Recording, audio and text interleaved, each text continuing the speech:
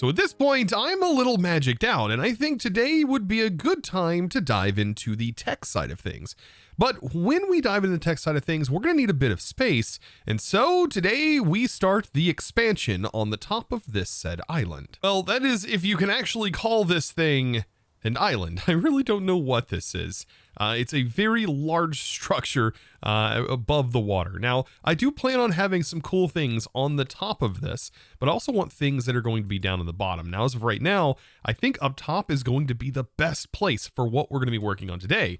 And that's because we are going to be gaining access to some early game power through Mekanism. Now, don't leave just yet. I know I just mentioned Mekanism, and I know some of you might get a little bit concerned that it's going to get kind of complicated quick, but I promise you today, it is not going to be that complicated. We're mainly going to be getting some of the basic infrastructure set up for Mekanism, which just requires a few machines and a little bit of resources. And hopefully by the end of today, we might even have access to our first major quarry. Before I dive into all of that fun, I think what I want to do here is start to get a foundation laid out, kind of a shape of how this base is going to be structured. And I don't want it to be perfectly symmetrical because I feel like it would kind of feel weird inside of this kind of organic environment if we were to have a very structured base like that. Instead, what I want to do is I want to have areas that run off into their own separate, like larger areas. And I think, for example, over here would be a great place for sort of a large scale sort of factory looking building, but with a path that sort of leads to that and maybe smaller sections that are branched off. And with that in mind, we'll have some sort of structure that leads off the side as like supports. Now, I'm going to be using like stone brick for right now. This is just going to be like the thing I use to lay out this foundation, but it's not going to stay like this because we are going to have access to a tool called the exchanging gadget from Direwolf20 himself. And this will allow us to exchange all of these blocks. So it's a very good way to build here in Modded is to just lay out your foundation and then choose what blocks you want these to be later on.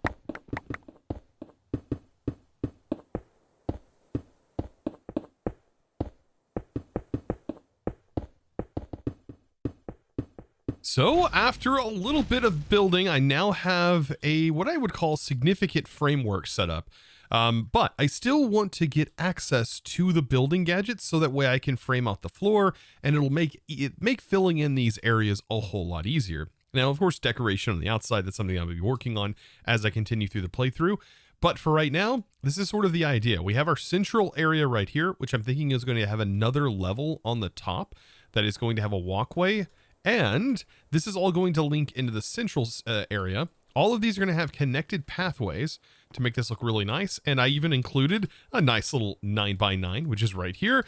And then over here, I have a much larger area. Now, if you want the full dimensions of these boxes, I can go ahead and give you those. Now, I should be able to easily demonstrate that by simply clicking here with a tape measure from the tape measures mod and right clicking this area. And then I can go to the middle and you can see that this is a 29 by over here, 14. And then up top, we can actually see how high this is by judging there, which is 12. And the middle one, I can go ahead and stretch this all the way over here. This is going to be 25 by 25 by how many tall? Let's see, 18 tall. And this is up, I believe, 8 blocks. Then I have a 17 by, let's see, let's take this one over here, by, can't really see the numbers. Let's see, by 11. And then this going up is by 10. And I'm keeping these kind of random, by the way, for good reason, right? I want there to be variance in all of these buildings. This is a 17 by, I think, 20, because I did some counting on this one, 23. And then this one goes up. I just want there to be variance in all of these buildings. I don't want it to all be the same shape because if that's the case, I'll end up building everything the same way. And I really like when there's a little bit of variance in things because it allows me to be a little bit more creative in how I solve problems with, for example, building decorations on the outside. So let's go ahead and get started with Mekanism so we can get some power up and running. And I think the wind generators are actually really strong in this pack. And I believe they have been kind of buffed. So let's go ahead and grab the metallurgic infuser. And you know what? One is just not enough. So making more than one, definitely worthwhile. And you know what? We're going to end up making way more, I think, than just 2 getting started. they're so cheap. So we might as well make as many as we can. As of right now, though, I am just going to have 2 of them. And I can just place this down. It's going to be super temporary. And I'm going to use a coal generator, simple one, from Just Dire Things. And that should be able to transfer power over here with just some coal. Beautiful. To get started with this mod, we really only need 2 things. Well, 3 things. We need redstone, which is very important in this. So I have all of that redstone. There is a little bit of a bug, it looks like, with this, where for some reason, if you pull the items out, notice that they just disappear. And then when you go back in, it pulls up here. So we'll be moving out of this storage system, like, eventually. This is something you may also be encountering. But for right now, we'll just go ahead and we'll move on. So I just need redstone. I need iron, which is another thing. So a stack of iron. And then I'm also going to need osmium. This is a good way to get started. So just have a stack of each, and you're going to need 3 stacks of redstone. So 2 of the stacks, don't put that in the power slot. 2 of the stacks need to go over here. Unfortunately, I think I just wiped my redstone. Let's just make sure it's an even stack on both. There we go. Yeah, be careful shift clicking. So this is going to be osmium. That gets the 2 stacks. And then on this side, we're going to have iron, and that gets just a single stack, or should. I should be able to put that in there, right? It is actually not going in there. There we go. Maybe it has to go in that slot first. Could be different, actually. Let me take a look here. So this is osmium to make the basic control circuits, but for the infused alloy, oh my gosh, they changed it to copper now. Or this recipe was just changed in this pack. Typically that is actually iron. So, oh, that is actually a new change for me. Well, anyways, copper's a whole lot cheaper, so we're going to be able to make this incredibly fast as well. But now the goal is to let this definitely run its course. We want these to produce, and we're going to need just enough of this to be able to make at least 1 wind generator. And as soon as we have 1 wind generator, I will feel comfortable crafting, for example, the building gadgets, because this wind generator can actually charge your tools. So we really just need 5 of these, and I'll also take the control circuits here. And with a little bit of gold, we should be set. So 2 of those bad boys, and then we should be able to craft this together. And there we go. We have our first wind generator. Now I wonder if in the quest book, if this talks anything about like the getting started items for Mekanism. It looks like we need raw osmium, which is kind of hilarious because of our tools that we chose. It just instantly smelts it, so I've never actually mined up the raw osmium. It just immediately smelted it with the dyer's tools.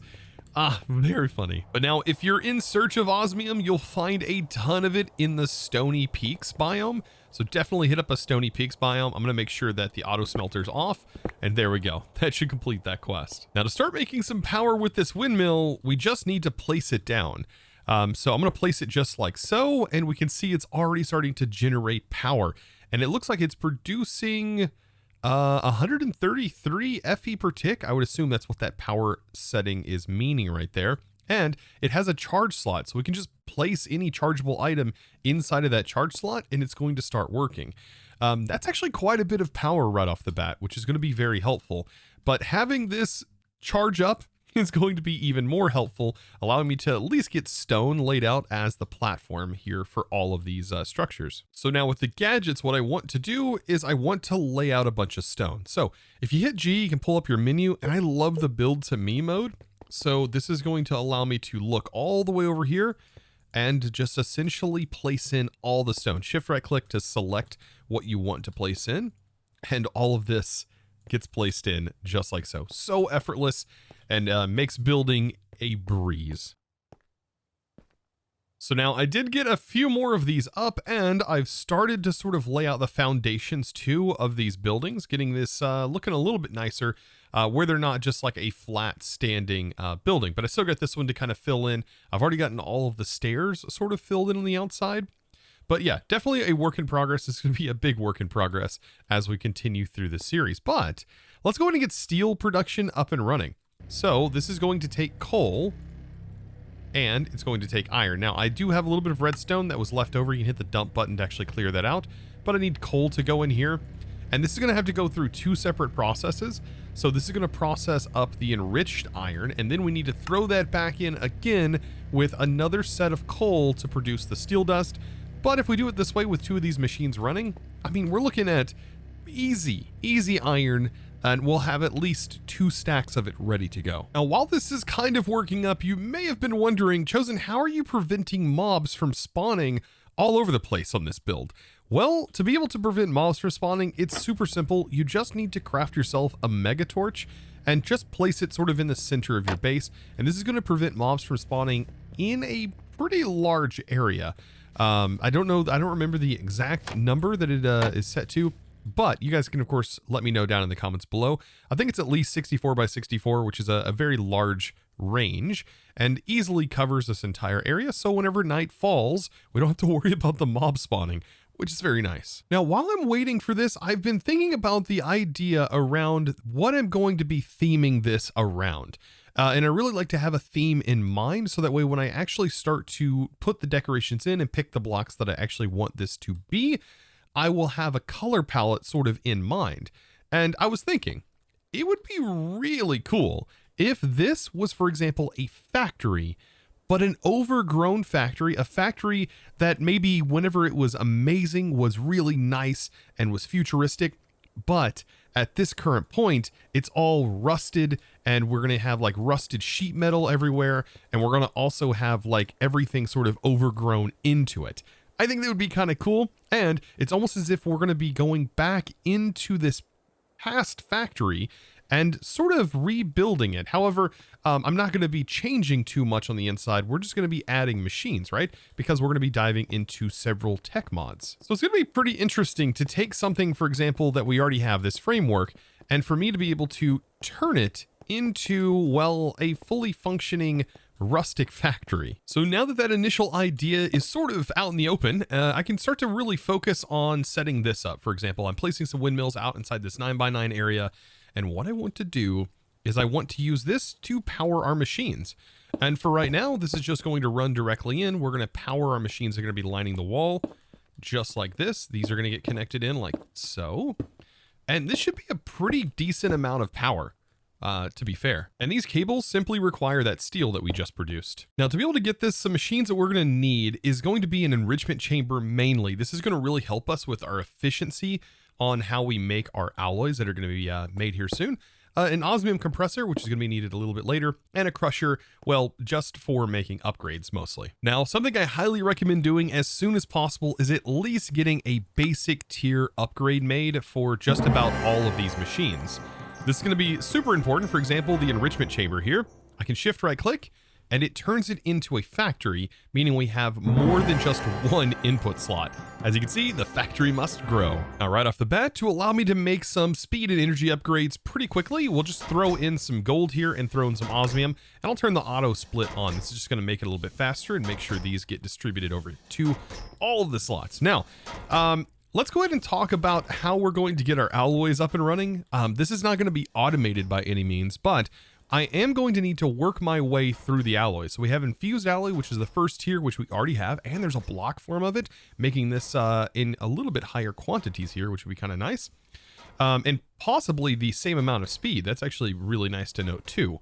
And on this one, it's going to take some diamonds. Now, this is where things get a little expensive, right, to make this reinforced alloy. But if we enrich the diamond, we can get quite a bit more. So instead of one diamond dust, also we can just enrich the diamond altogether. So we don't even have to crush a diamond. We'll get 8 times as more essentially. So let's take our diamonds and I don't know, let's for right now, let's just do like 8 of them. I think that's a pretty decent, reasonable number.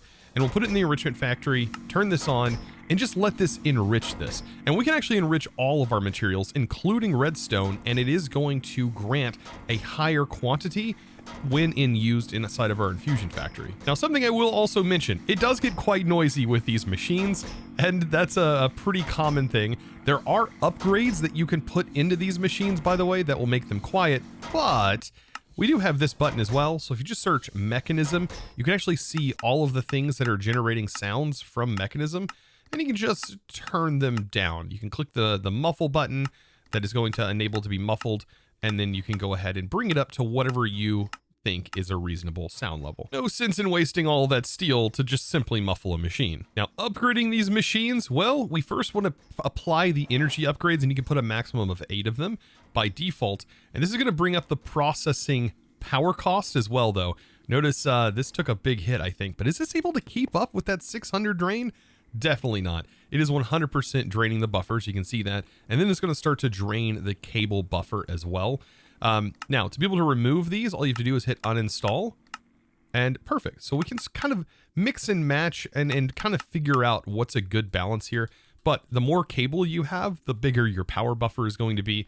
And essentially, the longer you can leave these running with max tier upgrades in them. And that's a big, big, big point. If you do not use a power buffer in any way, well, you will kind of suffer here, especially on the earlier tier power.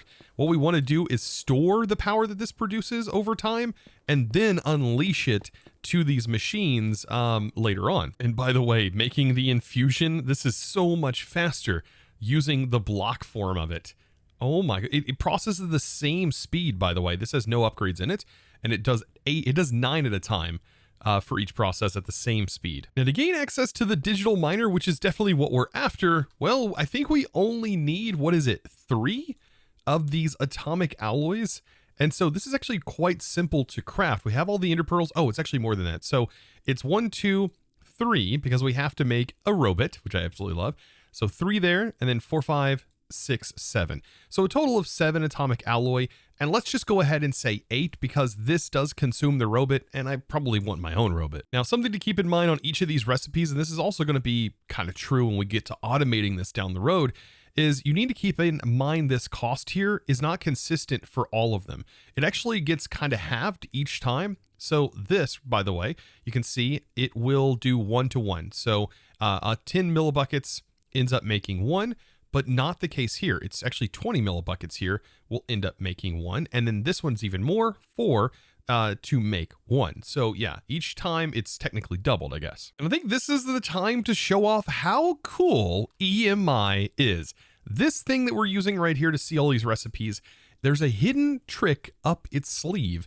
And that is that we can go in here, for example, and we can set defaults on recipes. For example, this is going to be a default recipe, right?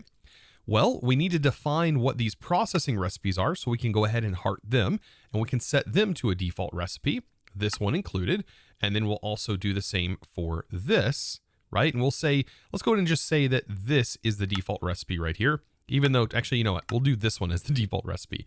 Either way, it's all going to work. And what we should be able to see here, whenever we click on this, we should be able to view a recipe tree. Now, this is kind of ridiculous, but it does technically show every single process that's needed in order to make this. And so we should be able to get an idea of recipe values and how many raw materials we're technically going to need in order to make this. So not only that, we can actually view this inside of a crafting grid, and we can see all of the individual items right here listed. Now, if you had a chest, it would actually show you in that chest these items highlighted. And I think the best way to show this is by popping down here. And if we go to a chest that has the ender pearls in it, we can open this up and we can see these are items that we're actually going to need, and we can put them in our inventory, and then it just checks it off the list. Something else that's kind of cool, I believe this recipe is new. It feels new. Just basically placing obsidian in here to turn it directly into refined obsidian, because before you had to actually crush obsidian and then you would put the crushed obsidian in here, but this is actually the same value to do it this way as well. We definitely want to take our refined obsidian and turn it into enriched obsidian. Now, when it comes to the osmium compressor, you just put regular osmium ingots in this slot, and then those osmium ingots will then get consumed. And it looks like to do these 4, yeah, it's going to take more than 4 ingots, it looks like. There we go. And I guess now for the moment of truth. This has never been easier. Absolutely phenomenal. I should be able to now turn all of this reinforced alloy directly into the atomic alloy, And I think we're going to be just about ready to craft this, believe it or not. Voila, top tier alloy. And we should be ready to craft this. The first thing I'm going to need to craft is the robot. I'm going to craft one here, and then I'm going to craft another one. This is going to be for me to use for personal use. This thing is essentially an unlimited anvil, by the way. Now, after just a teensy bit of crafting, voila, we now have a digital miner. And this is huge. Like, not only is it huge that we got it, it's also like a very large machine. Now, of course, I need to get the robot, I guess, up and running first. Let's go ahead and place a charger on here, and then I can place my buddy down on here, and we can actually name this anything. So yeah, this is a pretty cool little guy. Now, I definitely can't leave his name Robot. I'm gonna have to set it to Rob. Of course, like it has to be Rob. So now this is Rob, and Rob can actually follow us around, which is pretty cool. You can change his appearance. You can add all kinds of different like colors and stuff like that. It's different pride flags and things like that to the wheels. And then we also have the ability for this thing, when it does take too much damage, to teleport back home. And that's kind of where it's going to go. It's going to go back to this charge pad. So you can set them to follow me.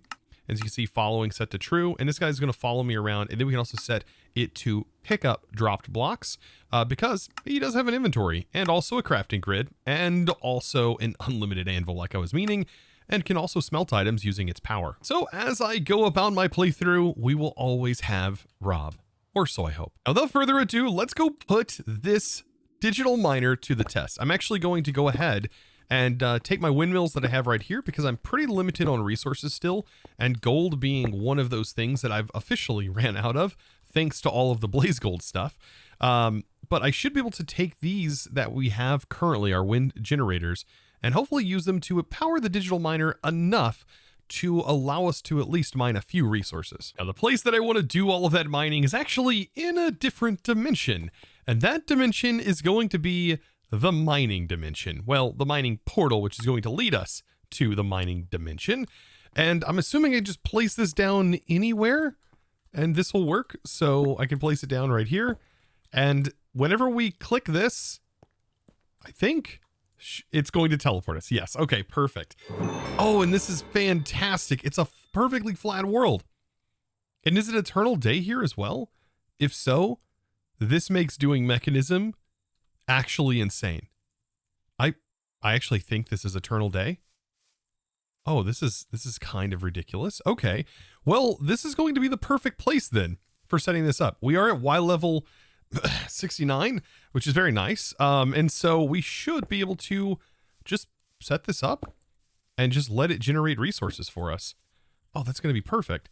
So it does look like, I believe that's a power port, and this is a power port on the side. And the back one right here is for items, and we could route that out. But it does have an inventory in itself, which is going to be pretty handy. So we shouldn't have to worry about it too much.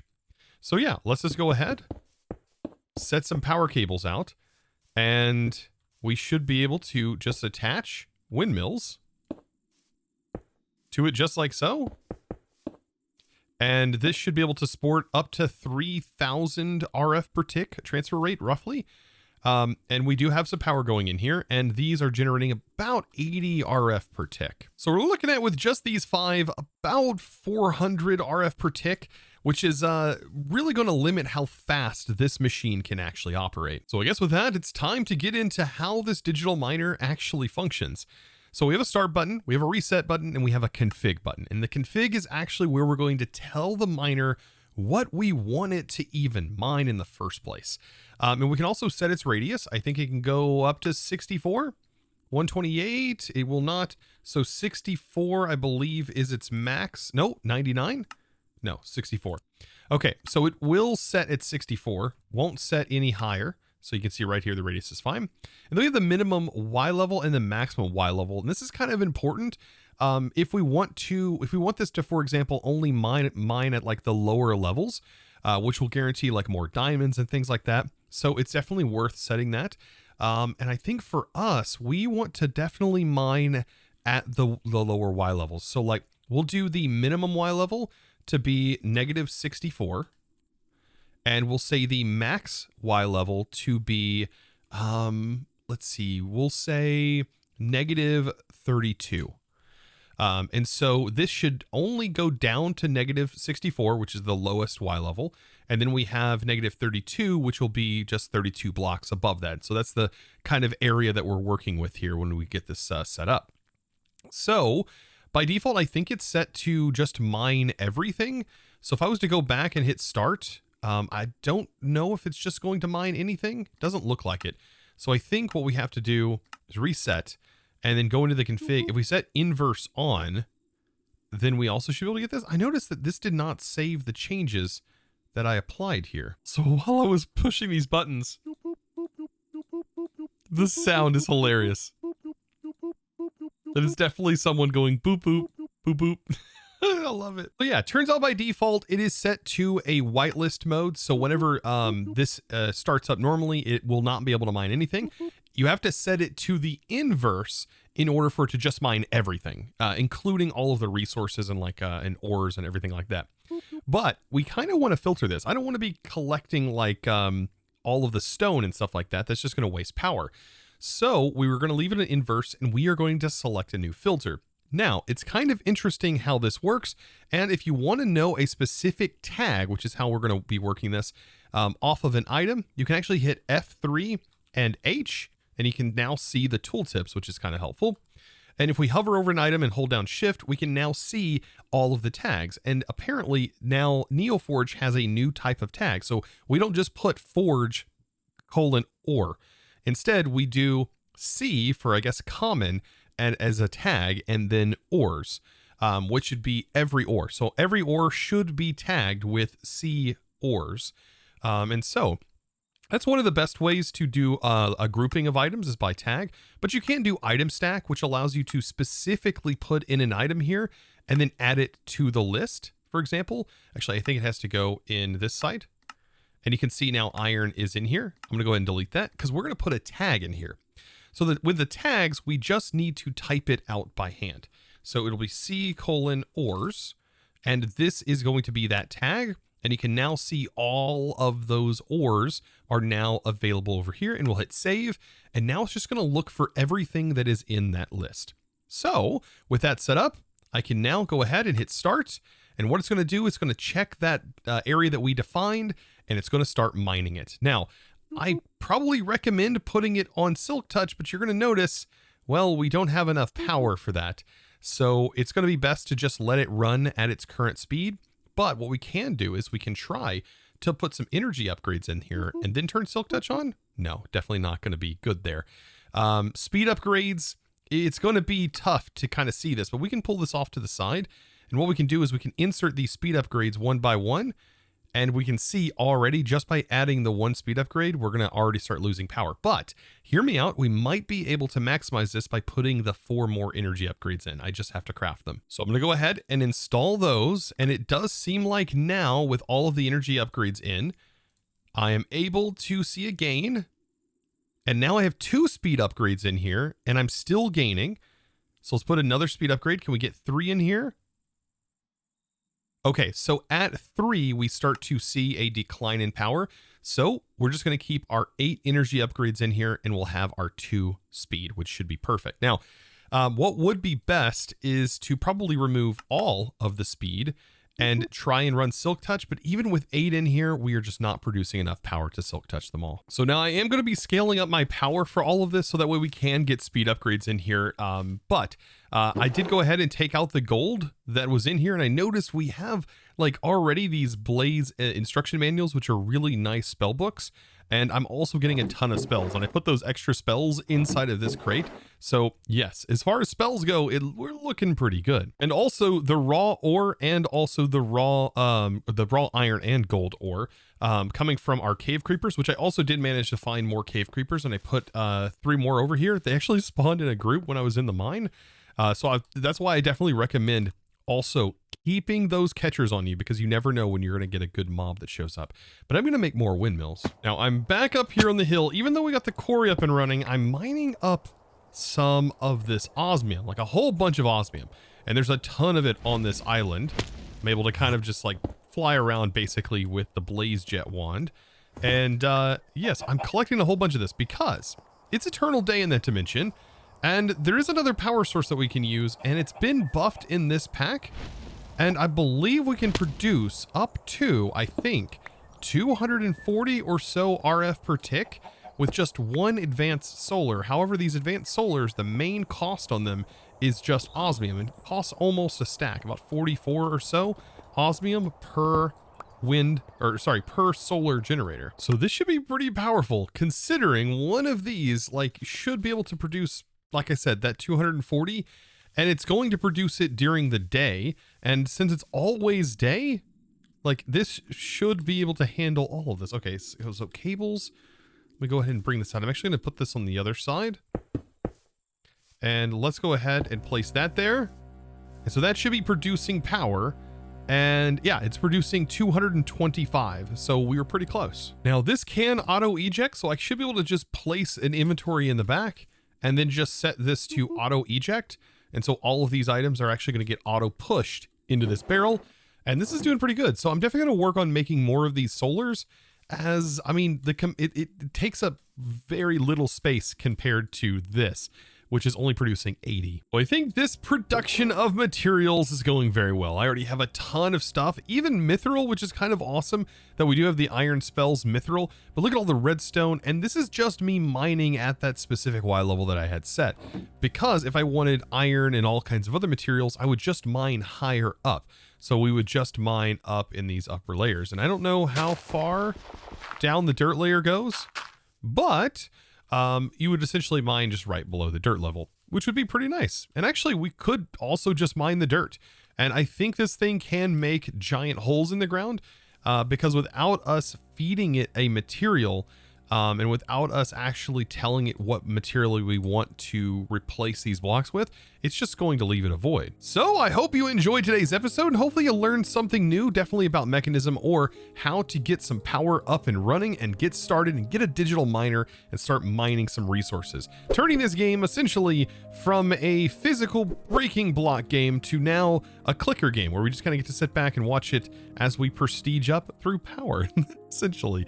But anyways, I hope you guys did enjoy. I look forward to seeing you in the next one. Be sure to join the Discord if you haven't already. I'll link down in the description below, and or follow me over on Twitch, because I do live stream about 3 days a week, and I would love to hang out with you guys over there. So with that said, it's now time to thank the amazing supporter of today's episode. And that amazing thanks is going to go out to Cope Dipper. Thank you so much, by the way, for your amazing support and choosing to support me over on the Discord by becoming a Discord premium member and supporting in one of the best ways possible.